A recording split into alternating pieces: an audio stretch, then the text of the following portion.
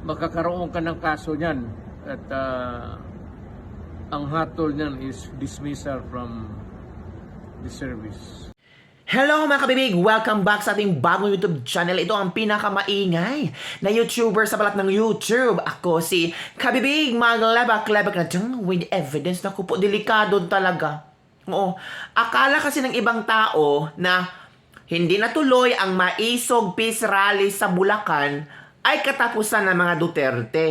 Hindi ba nyo naisip? Pwede ito ang simula ng bagong paghihimagsik? Sabi pa ng mga BBM vloggers, flop na flop. Logic naman. Gamitin nyo ang logic. Flop? Triggered kayo? Eh bakit nyo pa ito-content kung triggered kayo? Eh sana hinayaan nyo ang Maisog Peace Rally sa Bulacan. Kung flop, edi flop. Walang magagawa. Diba? At least, yung kanilang freedom of speech ay kailangan exercise it. Kung flop man or hindi. Yun ang importante eh. Nirespeto natin ang kanilang freedom of speech. Pero kung sasabihin yung flop na flop, hello?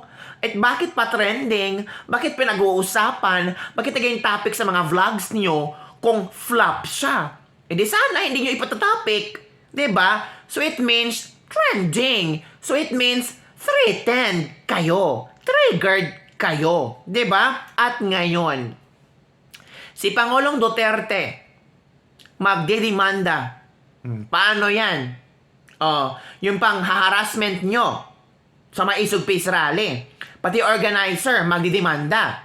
Paano? Sino ang haharap? Puro lang kayo ngak-ngak, dak-dak. Kung kakasuhan na, tatahimik. Tapos ibahin ang content, ibahin ang topic kasi ayaw masali sa kaso-kaso. Yun ang problema. Diba? O panoorin nyo si Pangulong Duterte, ha? Para sometimes ba mag-isip-isip kayo, tama ba mga sinasabi ko? Watch this video. Ang Pilipino matatag at alam niya kung ano ang nangyayari ang dapat gawin. Ito naman ang gusto namin, mapayapa lahat ang mangyayari. Alam mo, hindi kami binibigyan. Nakakatawa nga eh. Hindi kami binibigyan ng permiso ng mga mayor mag-rally. Alam mo, nasa konstitusyon yan. Mabigat yan. To peaceably assemble for redress of grievance. It is a constitutional right of everybody. And you just cannot violate it. Kasi makakaroon ka ng kaso niyan at ang hatol niyan is dismissal from the service. Yung mga mayor, baka hindi niyo alam yan. Mabigat na parusa yan. Sa konstitusyon yan eh. Kaya magdadalawang isip kayo. Lahat ng tao. Ako, dumaang presidente. Hindi ko ginawa yan sa buhay ko. Nung mayor ako, hindi ko ginawa yan sa buhay ko. Huwag kayo maghanap ng sakit ng ulo. Kasi pag napailan kayo ng kaso, si Marcos hindi tatagal dyan. Balang araw, bababa yan ang kaso ninyo, sarili ninyong sakit ng ulo.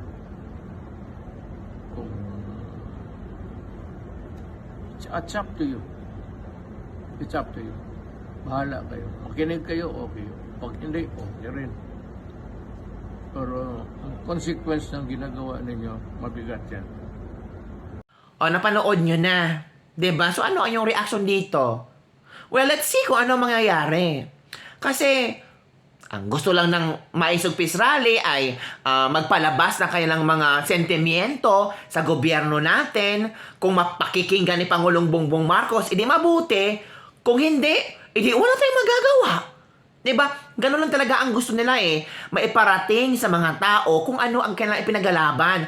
Bawal ba?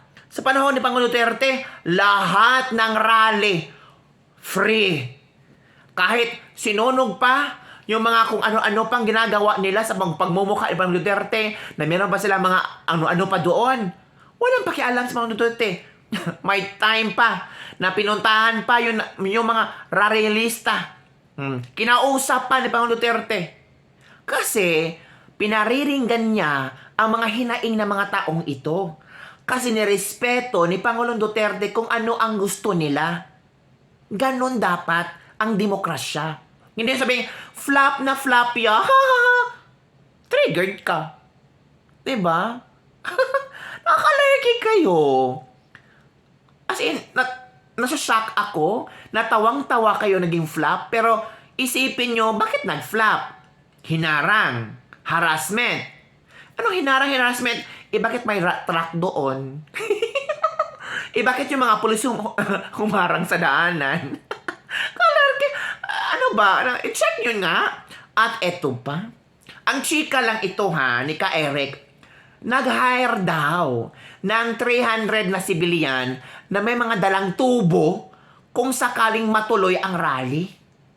Napakasama ng gobyernong ito. Gagamitin pa ang kahirapan para magbayad ng mga tao na magtataboy sa mga attendees. At hinayaan ito ng PNP? Sabi ng mga netizen. Diba parang, ano ba? Diba?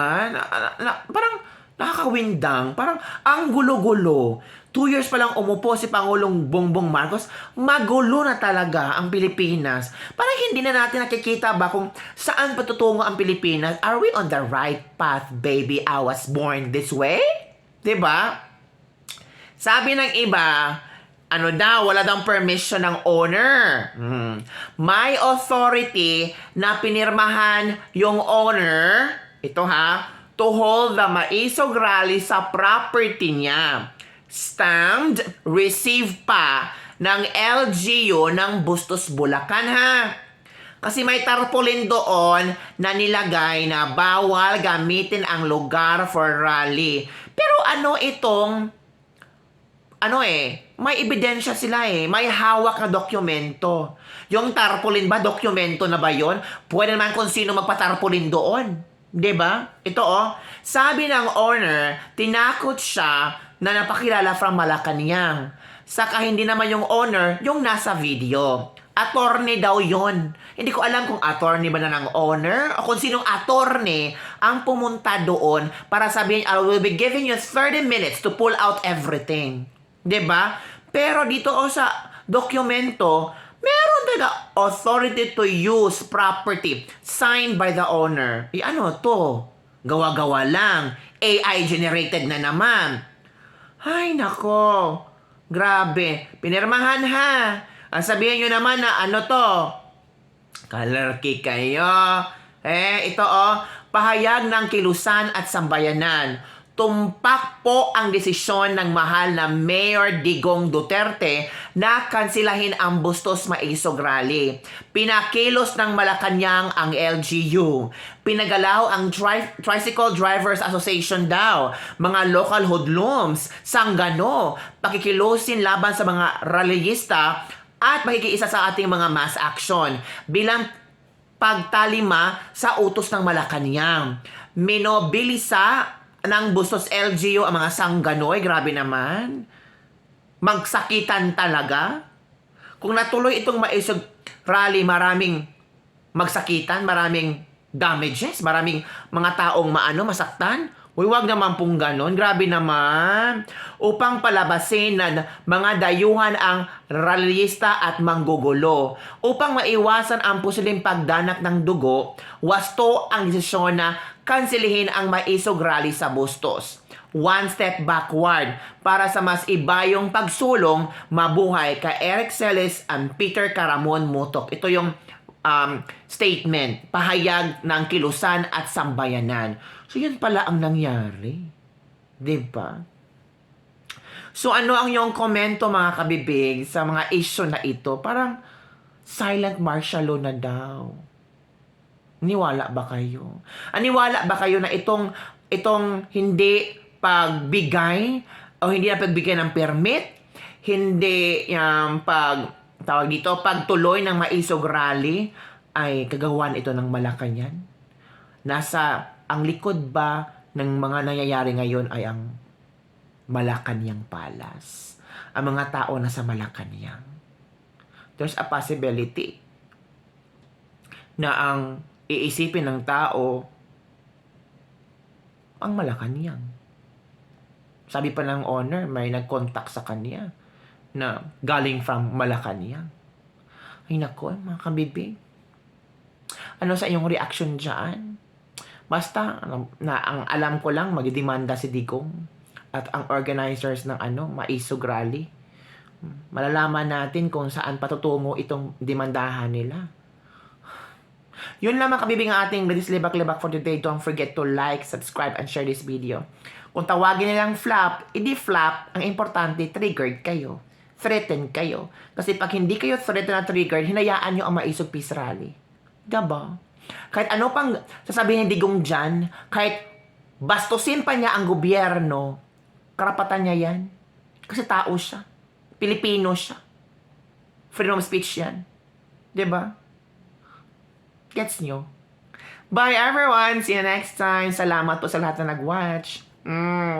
Ano lang, stay strong. Alam nyo na.